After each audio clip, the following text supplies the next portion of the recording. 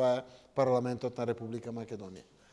Прво, сакам да се осврнам на тоа што ќе кажам дека Македонија е исправена пред сериозна одлука. Се работи за одлука која што произлегува од постигнатиот Преспански договор. За многу во општеството беше невозможна мисија и не веруваа дека воопшто може да се постигне како договор. Јас имав честа и верувам дека е чест, времето тоа ќе го покаже, да бидам премиерот кој што ја води владата, кој што успеа да постигне договор и да реши спор.